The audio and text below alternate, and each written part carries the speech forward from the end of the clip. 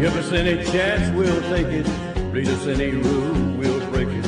We're gonna make our dreams come true.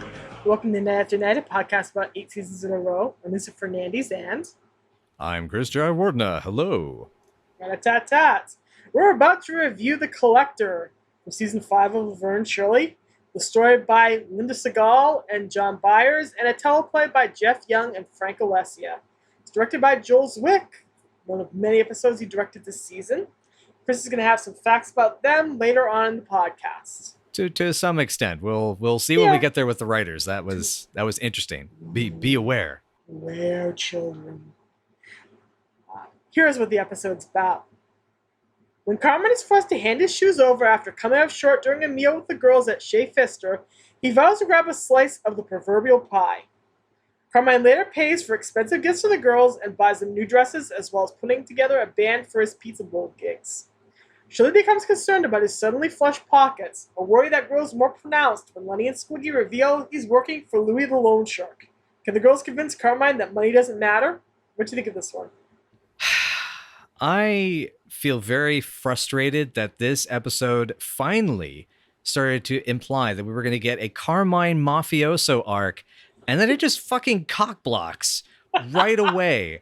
And it's like, oh no, Carmine can't be a mobster. He's got to go the straight and legit, or baby. We don't get to see him beat up anybody. It turns out that he just, intimidated people and they all paid up, and he didn't have to throw a single punch. He didn't do anything illegal at all. We don't get to see him beat up. Waldo. He broke their spirits. That's important. That's true, but Waldo freaking has it coming. I wanted at least a Laverne to kick him in the shin or something. God. Oh my goodness. I'm surprised Laverne didn't kick him in the shin. I loved Waldo, even though he was terrible. Oh yeah, no, Waldo's an amazing. I mean, first of all, I'm just glad we found Where's Waldo. I mean, that's the big important part here. Hey, there we go, bingo. So, otherwise, this is a fun Carmine episode. I thought Eddie did a great job in this. He gets to do both the singing, the dancing. He gets to do the tough guy routine. His whole speech about wanting a piece of the pie and feeling, he hates that he has to, be fighting for scraps basically. And, and Laverne's whole, it's like, we're poor. It's not that complicated. Really good material. It wasn't like a favorite, for him, but it definitely just got things back on track after a whole season of me just going, God damn it, Carmine, why the fuck are you the way you are? Carmine is a special case. Like, here I really like him in a way because he is trying to do the best he can for Shirley. He loves Shirley so much. Absolutely, yeah. Her joy is paramount to him in this. That is a kind of a breakthrough for them, considering all the crapola they have been through over the past couple of seasons. And I know that kind of growth is necessary for any relationship, even in fiction.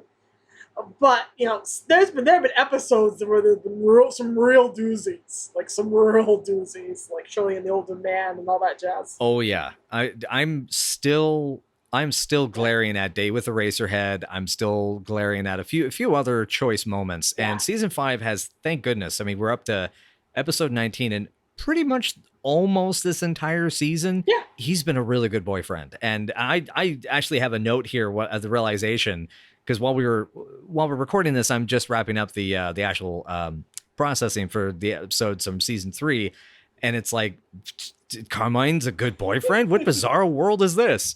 Because I know what's coming and what the stuff I'm gonna have to cover in season 4 in a couple of weeks. The point where he hits the Roxy, the Roxy festival double whammy there. And then Day with Eraserhead, and don't forget Shirley and the Older Man. Shirley and the Older Man's one of the worst. That's one of the worst. Yeah. Carmine hit me in the face. Yes, we're supposed to laugh at. We're supposed to laugh, yeah. Oh, God. Not funny. But in this episode, he is pretty terrific. And Shirley cares about him in a way that's not possessive. She wants him not to die. Mm-hmm. So incredibly encouraging. Yes. This is an improvement by leaps and bounds, especially when it comes to the two of them. Yep. So we'll take it. We'll take it a lot. What's really interesting about this episode, though, is how Laverne fits in. Mm-hmm. Why is she on the romantic date? Why is she third wheeling them so hard in this episode? It's almost like almost a Polly air to it, doesn't it? It does. Yeah, Yeah. it does. Yeah, you're not wrong. It definitely has a polyamorous sort of air, and Yeah. kind of here for it a little bit. Yeah. Hello, yeah. Yeah, because Ah. his relationship with Laverne is so different from his relationship with Shirley.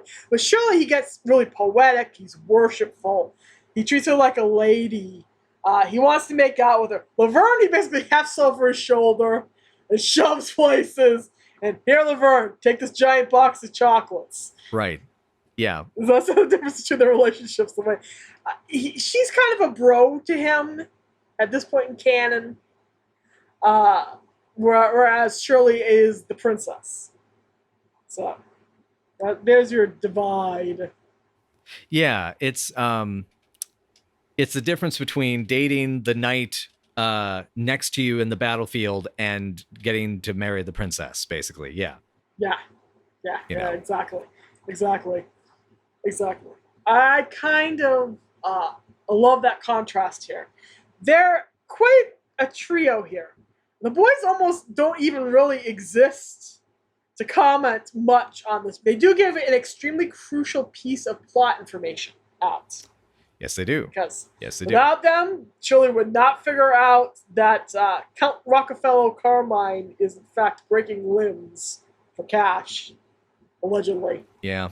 So they think. God. I love how Lenny's just very cheerful and sanguine about it. He's just like, oh yeah. He only breaks people's arms if they're late. Yeah. That's all on the up and up. Don't worry about it. Yeah. And I love when they're kicked out and it's like, I'd kill to get a job like that, but the competition is murder. It's so good. I love also that they come in. Squeaky's actually wearing gloves to handle the trash. That's an improvement. That's interesting.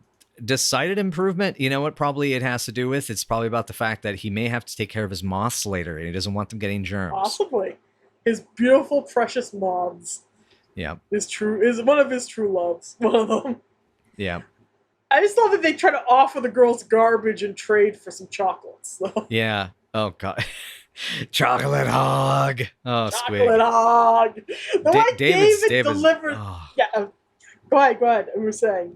No. We're on the same page here. You go ahead. David's delivery of that is like he is on stage in New York in the middle of a Broadway play. Chocolate hog. Oh man. He felt that with every inch of his soul. It's hilarious. It's terrific. Oh, I love it. Backtracking a little bit to the performance Yes. at the Pizza Bowl. He's got some money. He's been doing this bit of work for a while. Yep. The rockin' raguettes, which my mom got a big laugh out of their get-ups. Yeah. Okay. Beautiful dresses too. Oh, gorgeous dresses. They look amazing. Yes, everyone looks terrific. I had this sudden thought the second time watching this is that this is a long medley. This is like a few minutes, right? Yes. Yes, it People's is. Pizza has gotten cold by now. What the fuck kind of service is this? This is the service you get at Pizza Bowl Dinner Theater. This is what you pay for. Oh, God. As directed by John Waters, apparently. It needs more sad desperation for John Waters, and we need more divine. Yeah, that's true. I'm just thinking of it's the scene in Female Trouble, right? It's like, who wants to die for art? I do. Yes, I do. Man. I love that movie, actually. I love me some John Waters. But yeah. The way they handle this is really fun. This is actually 3 different songs that they actually paid for. Mm-hmm. They do not cut them out. They paid money for these songs. A rarity on a Laverne Shirley DVD this late in the run. Yeah. So we managed to actually get intact music rights here. Yep. I mean, very 70s arrangements of them, but I mean, it's still the songs. It's Teenager in Love, Rags to Riches, and I didn't recognize the third and fourth. I felt like it was 4, right? Silhouette. That's Silhouette. Ah, that's it. Silhouette. Yep. Goodness. Yeah, it has a very like kind of maybe late to mid to late '60s Italian movie theme sort of vibe, which I Yeah. guess kind of works, but Yeah. it's very Yeah. '70s in the Yeah. arrangement. Yeah. It feels kind of Scorsese-ish, where you're just walking through the restaurant trying to avoid that guy who's trying to put a hit out and then he would shoot you. Right, exactly. Yeah, you're trying to yeah, or it's the type of tunes that be playing when you're getting your ass kicked in the middle of the street because you were late on Yeah. your protection money, or Yeah. it's what happens when you done fucked Big Joey's wife, and Big Joey's big brother is gonna just knock you around a little bit, and she's gonna be screaming in bed and trying to call the cops, and then she gets smacked around, and then you get thrown through a fucking window, and it goes into some weird mixture of frame rates every time it has a close up on your face. Sorry, yes, I love Scorsese, and I've watched the commentary for Raging Bull, which talks about the unique frame rates they used, and it's freaking awesome, and I love it. Anyway, you gotta love Scorsese anyway. Even though some people don't feel that way when it comes to comic movies, but hey, people are auteur. Anyway, people all have different opinions. Everything's valid, damn it. Well, except for certain things. A lot of things are valid. A lot of things are valid. Let's correct that statement. A lot of things are valid, including the fact that a friend of mine said, you know what I like about you, Chris? You like bad movies like John Woo's Broken Arrow, and I just wanted to yell and scream. How did you not punch that person in the groin? I thought that was going to happen. So you said that in front of you. Wow. It wasn't, to be fair, it wasn't in person, and also to be fair, that's my DM, so I can't do that. True. Nobody loves John Woo more than you. You love John Woo more than John Woo loves doves. It is a thing. That is something. And that's I think, coming back to it, I love that the music number is here, and I love the kind of the interesting little bits of mobster movie tropes that ironically are more common after this episode aired, like because our understanding of the crime movie completely changed in the 80s with Goodfellas. Yes. All our conceptions about mobster films, and because by the time this aired, a lot of the mob flicks were really just exploitation pictures, and that was our understanding of them, was films like and I'm trying to think of like the popular ones, which is like like maybe The French Connection, God, what was another big moneymaker? Taking It Pelham 1, 2, 3, Dirty Harry movies, that kind of stuff. But like the sort of culture of the mob wasn't sort of immortalized on screen for like another 10 years after this. Yeah. I wonder if that's part of the reason why, because it had essentially been the realm of television. It was stuff like, Police Story and Starsky and Hutch and etc. I wonder if that's one reason why, this episode, kind of doesn't give you the juice, because it's just trying to be, we're just a dumb little sitcom, because I guess what I mean is, it's kind of like a family and a kids show. Yeah. In a way. It's totally my comment at the end of the episode. All the way when it comes to blood. But it's also, but here's the other interesting thing, and we'll get to this as we get to the second half of the episode, is it needs a Mr. Big, because I love the Mr. Big plot from Frank's Fling, and this would have been the time to do it. This would have been time to actually meet Louis the Loan Shark. We already met Nate the Greek in the dance studio, and either reuse Nathan. Now, of course, I'm assuming that Graham was busy by then, probably doing any number of other things, including probably, I don't know, Phantom of the Paradise 2 or something. But I would have liked to have seen just that little extra piece of it. And again, it's a weird tonal whiplash coming off of the maturity of Why Did the Fireman? Yes. Into this, which is it's good. I don't hate it, and I don't dislike it really at all. I just I want more. I want something better than this. It's yes, you want him to break some legs and have a spotlight monologue or two. Listen, this is, oh God, I wonder how many people are going to offend by saying this, but I feel like I got white people seasoning with this episode. Oh God. You mean none? You got no seasoning at all? That's what it feels like, or it's imitation Italian. It's Italian food as made by some wasp in the middle of like Kansas. Oh, it's Olive Garden. Oh. Ironically, I have Olive Garden in the fridge I'm going to eat in a while. Anyway. oh goodness, I love that. Oh man, I love that we do the show. But anyway, sorry, we got way sidetracked. We were talking about the dance and the girls and the dance and everything. I'm so sorry. Those dresses are gorgeous, by the way. I really love. How hard is Cindy selling it? She's selling every second of that number. She's super, super into it. Not that Penny isn't, but Cindy is really going with it. Cindy is whole hog. It's great. It's wonderful. She's really a great protagonist of this episode. Yeah. This is all about Shirley and Carmine's relationship in a good way. Mm-hmm. This is about how much they love each other and how much they want each other to be happy. Yep. How, to her, the happiness can't come at that cost. Yeah, exactly. Honestly, like, there are plenty of episodes where you watch them and you cannot figure out why they're together. In this case, you absolutely can figure it out. Mm-hmm. In this case, you know. So, yes. I have to backtrack even further and go all the way back to poor Carmine actually trying to trade his shoes. Yes. Trading his shoes successfully for a fancy meal with the girls. I'm surprised, A, that Laverne ends up on this date somehow. Yes. And B, she just goes for it. She just has everything because she's at a fancy restaurant. She wanted everything without everything, including that pie. Oh God, yeah, and I love what was it? The if I had another piece of pie, you would have been naked, and it's like, whoa. Yeah. If I had run another dessert, you would have come home naked. My note for that is wow. Yeah, mine's who boy. A lot of men would panic after searching their pockets 5 times and coming up empty, but not you. No, you waited until you got to the street got outside before you cried like a baby. Yeah. You do feel bad for him. Oh yeah, and he even tipped the waiter with the socks, and I love his response to that. Is man gives me service, he gets something for it. There's a really weird really strong sense of honor that comes off of Carmine when Eddie delivers that line. Yeah. You know, it's said with the gravitas of in John Woo's The Killer when Cheyenne Fat says, "I always save one bullet for my enemy or myself." Yeah. Oh, I love that. You can tell when Eddie's theatrical training comes out because he was born and bred on the stage. Yep. Oh yeah.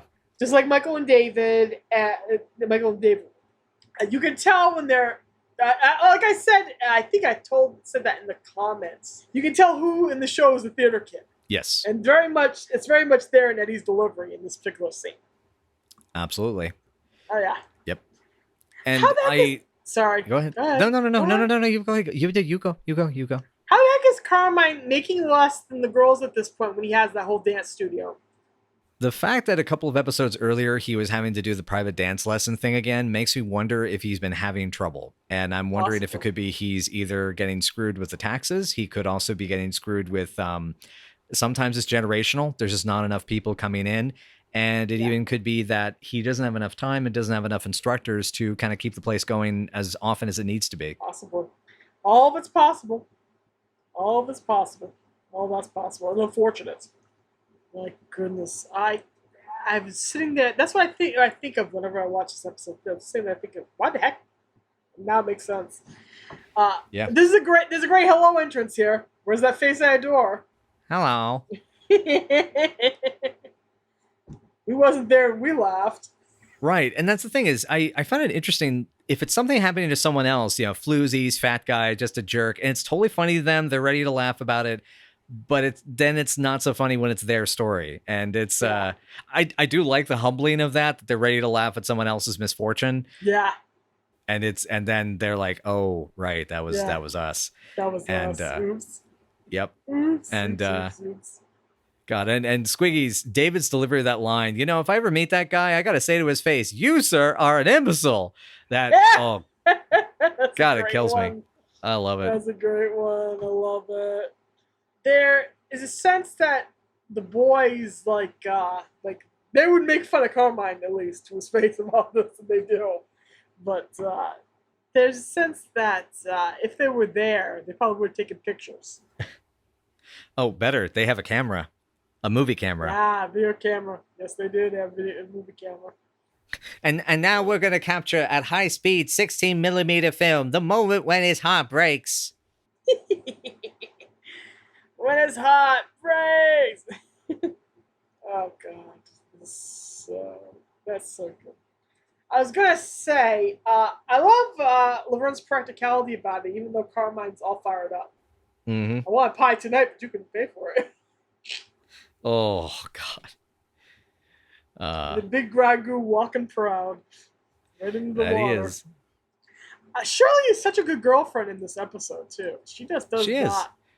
She likes the luxuries, but she does not care. Does not want them at the expense of Carmine's dignity and health and safety.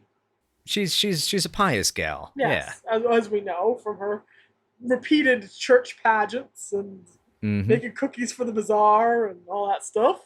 Whereas Laverne is totally ready to become a gangster's mall and go full blown Peggy Cummings and gun crazy. Oh my god! I can picture her as Peggy Cummings and gun crazy. She might enjoy that. Why is she dating Louis? Why? I guess that could be a rebound fling from Randy, but gee. It's implied it's probably earlier than that. Actually, Yeah. I could see that as a rebound from Norman. Or Jake the Snake. Jake the Snake, there you go. She goes up in the world. She goes from a petty crook and probably a guy who smacks women around to somebody that's like, I'll pay somebody to smack you around. Yeah. I'll hire a couple of guys to break his legs. Yeah. It'll be great. It'll be fabulous.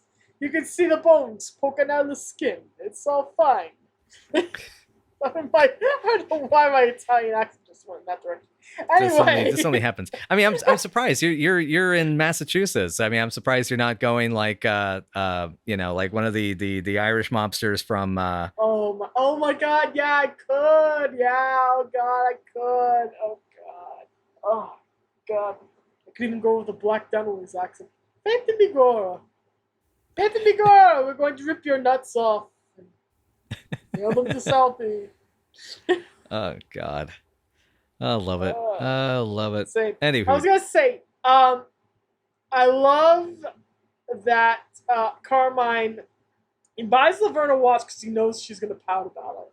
Yes. Oh my God, and she gets freaking orgasmic over it. Yeah. You wanna know what time it is? You wanna know what time it is? Speaking of orgasms, though, the pearl necklace. Yeah. Oh yeah. Yeah. How much do you want to bet? I mean, as much as it's true, it's really nice. How much do you want to bet that was the writers getting cute about a cum shot joke? My God. Possibly. Considering some other things we've seen that get deleted out of scripts, including a joke where Carmine asks Lucille if she bought saran wrap. That could have been a joke. It could have been an intro. Yeah. Like, hello. Anyway, Carmine trying to mac on Shirley by saying the pearls cost much more. Yep. Beautiful watch. It costs much more. Much more. Couldn't have cost that much. And my mom's remark is, "Oh yes, they can." Yes, they can. Yeah. You ever see a Swiss watch? Yeah, seriously. Oh, I love that those thank you notes and that they are so entirely different. Yes. We were talking about this. Shirley. Yes, we were. Yes. The poetry for Shirley, and basically thanks from Carmine. Yeah, to Laverne from Carmine. It doesn't even say thanks. It's like Imagine your friend Carmine just from Carmine. Yep. Yeah. Goodness. Yeah, and I have to say, Laverne getting chastised by Cheryl that, tell me, Laverne, how is the view from atop Mount Filth about the, she basically is insinuating, sort of have you gone a little further with Carmine now that he's, the dates have been better and everything. And that was pretty catty. My note is, wow, bitch, whoa. Bitchy, surprisingly bitchy. Yeah, God. Usually I don't use that term, but oh man, Shirley, and Cindy's delivery of that is vicious. Claws are out. Very cutting. Very cutting. And Shirley, of course, puts her pride. She puts honor dignity above everything. She's just willing to give her pearls back. Laverne wants Yeah. that watch, though. Yep. I love how that does work out at the end of the episode. We'll get there in a little bit. Yeah. But I love how that works out at the end of the episode because it's so O. Henry. Or it's attempted an O. Henry pastiche joke. But yes. I have actually one note about about Lenny walking away and the jeans he's wearing. It says, "But that's all." I have to appreciate how predictable you are in situations like this. I really do. My girlfriend, ladies and gentlemen. To be fair, it's a good butt. It is a good butt. That's one of his top. It's a tap butt. best features. Tap butt. Wow, wow. Nice butt. Nice. Which actually, I'm not sure if you know why the Waka Chicken music for that gag. Okay, never mind. That's no. That's a Mystery Death Theater 5000 joke about my other show. Yes, it is. That's right. Oh my god, my brain. Oh, my poor melty brain. Oh dear. Tap butt. Wow, wow. Anyway. So now we get to the big steam room scene. I know. It was so great to see that, and we didn't get Viggo Mortensen cock, and I'm super disappointed. We don't get any cock. We get no cock at all. So plenty of guys were offering the girls cock, but that didn't bleed anywhere. Yeah, that didn't go. I still love Waldo. Where is he? That was my whole God. Oh, the girls. I do love the line. We got to put this in another compilation. It's everybody all sweaty and naked. Oh my God, so good. And I love Waldo himself. So before we jump too far ahead, we should mention who Waldo is because this was cool. That was Billy Sands. This actually is his second and last appearance on the show.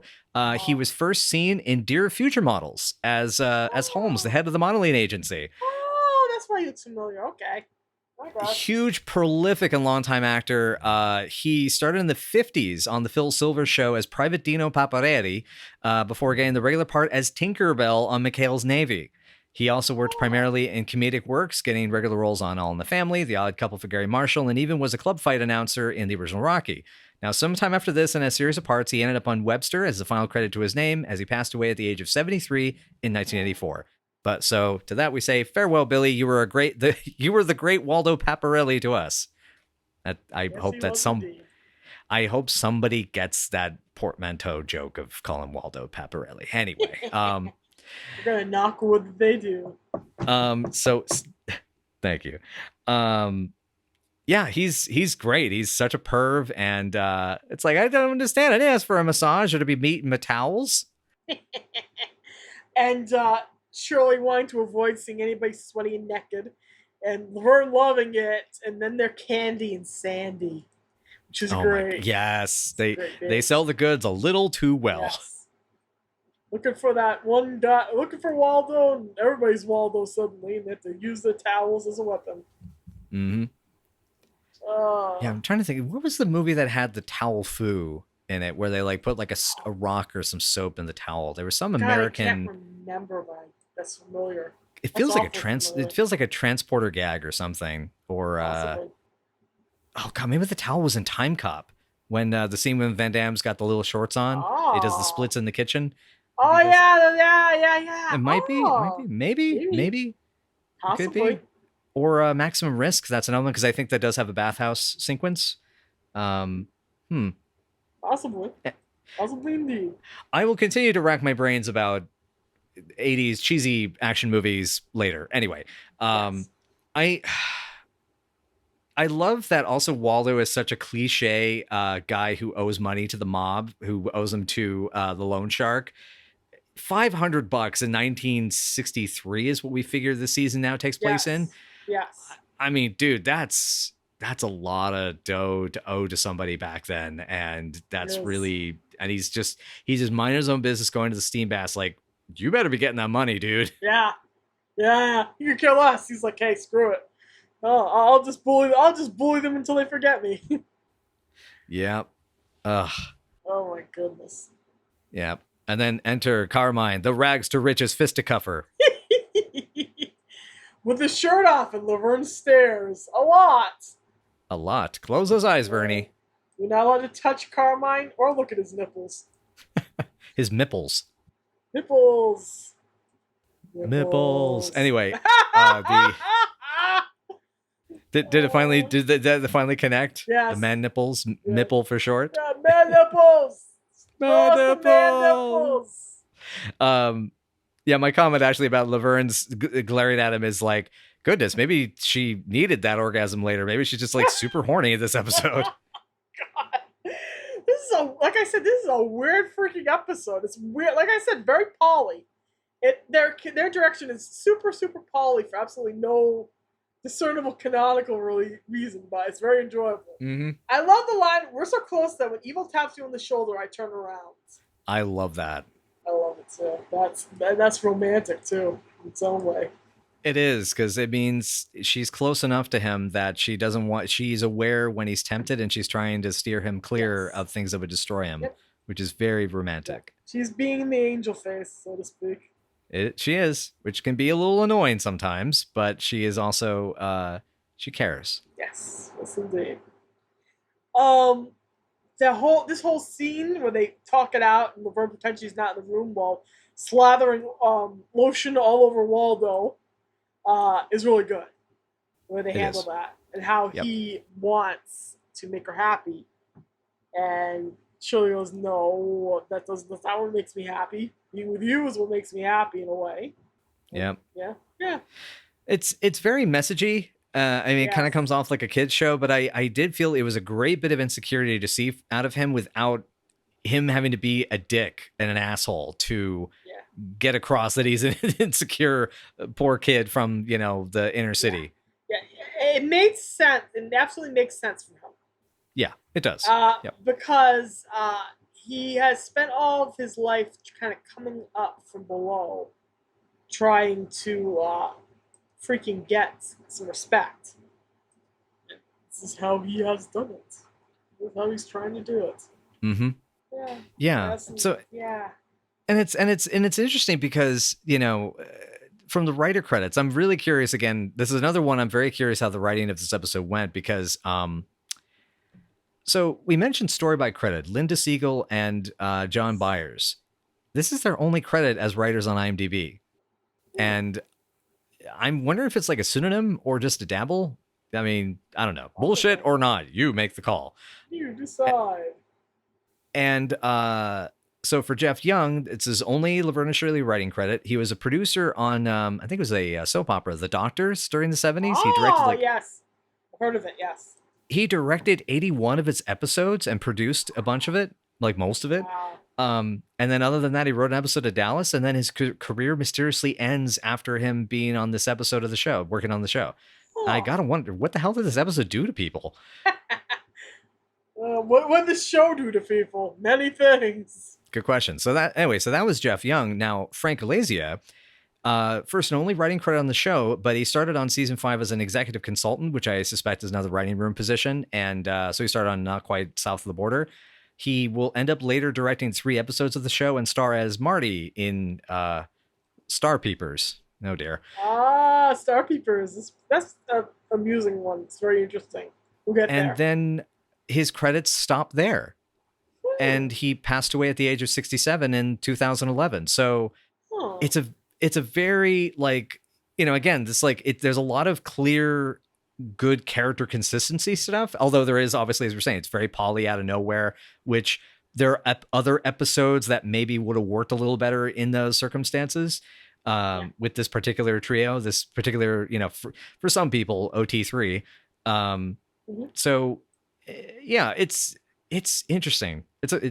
I don't know. It's fascinating. It is what it is, though. It's interesting. It's fascinating in its own way too. It's absolutely fascinating. Absolutely fascinating. Absolutely. Okay.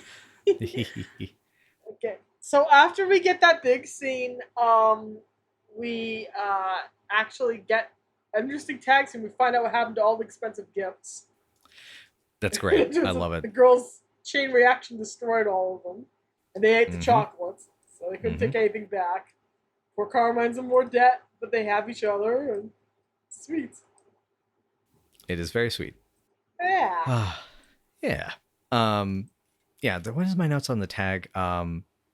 Oh yeah. It took me a second for, that was my line at the end of the scene before the tag clarifies, Carmine, you dumb fuck, you try to walk out on a lone shark and you're likely to get your ass handed to you with a blackjack. Uh, I know but he survives it. Nothing happens to him. yeah, Cook's Carmine was too smart to get in the cell with him, which I probably figures he ratted him to the cops, is I think the implication. Possibly. Well, this would be the first time he snitched at this point. So, Oh, true. Good point. Like, at this Yeah. point, he has an established pattern of snitchage. So Oh, that explains then why a few episodes earlier, he got beaten up by he was in the ring. No, what am I saying? A few episodes ago, that was Dance Studio. He was getting stitches, because he was boxing. Because snitches get stitches. Anyway, I think, is that kind of the main stuff to cover? I think that's everything. I don't think we missed anything. Yeah, I mean I've got all the Joel Zwick notes, but we've got a few more of that dude's episodes to go, so I got plenty of time. More Joel, more. Yep. We'll get to that in the next few, because I know after this we've already watched the three that are coming up next, and those are more relevant, I think, to the ones we'll be covering. Yes. But yeah, awesome. So anyway, yeah. What are we ranking this one? Oh, this is a high. This is another high 7 for me. It might be. I think it's an 8. Nah, it's a 7. There's some really fun stuff here. The plot's really good. It's a good episode for Carmine and Shirley. A lot of the interaction is a lot of fun. The boys are sprinkled in just enough. I could have used a little bit more of them. That's not much of a critique. The quote unquote loan shark mob plot is fun. I really enjoy it. So cool. I wish I could give it that high. I'm gonna have to take it down to a 6 for me. So here's, I guess, the problem is that there are ideas that are not fleshed out well. The loan shark is definitely a big part of that. I also think, as you were saying, like the boys not getting in enough, I think is definitely. So here's what I feel like with the boys. If they were going to be integrated better into the episode, it would have worked. And because they've been integrated into these other mobster-like episodes really well before, like Laverne's arranged marriage, the whole Mr. Big thing, and Frank's fling. They've stepping out, the way Squiggy was utilized. So those have definitely they've had their mark. And so here, very much it's kind of this, it almost would have been better just cut them out of the episode entirely, which I know would have been, very difficult, because this is really not the kind of show you can do that with anymore. Like Frank and Edna are the only ones you can not have for an episode. And even then they would even here, they at least have one little throwaway conversation between the two of them in the pizza bowl. So there's always something there for them. It's frustrating with highlights. I love that Eddie's given good material. He's a better boyfriend as a character. The girls have amazing chemistry with him. It just feels like there's something holding it back. As said, it kiddifies the situation almost like a teenager sitcom. And my note actually about this was, it definitely shows that a lot of the 90s Nickcoms, the Nickelodeon sitcoms, and kind of sitcoms, we're definitely inspired by the likes of this. And it makes sense that and it makes a lot of sense that Zwick and Thompson and others who worked on this series went on to go work on those shows as well. Yeah. So it's kind of, so that's the catch. It just, because I love the song and dance number. There's some great zinger lines, and I love Waldo as a character, but that's just not enough for me, given the potential. I know that I, as someone who can write fun characters and do mob stuff, I know I could have done better than this. Yeah, because this is in your wheelhouse. That's why you have some super strong feelings about it. Exactly. That explains thy emotions. Mobsters and monsters, man. That's my brand. There you go. You got a brand, and that's how you keep that. But you suddenly turned a little bit of Randy Savage. It's in my brain of the crop. Yes, what you mean, Randy Savage? Oh yeah. Yeah. That's the one. That's the one impression I can do. God, and now I'm just thinking of the boulder from Avatar: Last Airbender. The boulder. So, is there anything else for us to cover? No. I think that's everything. Cool. All right. Well, thank you again, everyone, so much for joining us for Nine After Nine. And if you don't like it, that's okay. That's totally fine. And if you would like to know more, which we would love to tell you more and talk more about this show, I know Lisa will absolutely gab your ear off about it. That's why that's part of the reason I love her so much. And you can join the both of us at Night After Night PC on Twitter or Night After Night Pod on Facebook, Tumblr, WordPress, Patreon, YouTube, and where else your podcast may be delivered to you. I don't know. We're Podcast lands.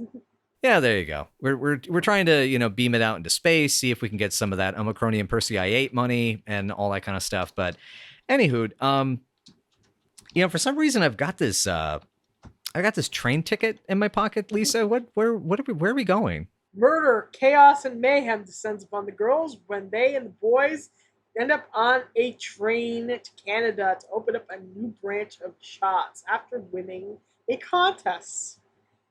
Will they make it out alive? Will anybody make it out alive? Beware the bald man. This is Murder on the Moose Jaw Express. Dun dun dun. So this is the thing I have to ask though about this train. Is there going to be good dining? Is there going to be spacious rooms? A good, good conductor? And will we have games like charades available? There will be charades and people will play pin the knife on the victim. That'll happen. That's always a good time. Very glad to hear. All right. Well, hopefully everyone. Dead bodies. Excellent. Chaos. And maybe if you join us, your body might be next. I need to work on my Vincent Price impression. Anyway, let's see it, folks. Ghoulish good times. Gotta join us on the Horror Express. Me and you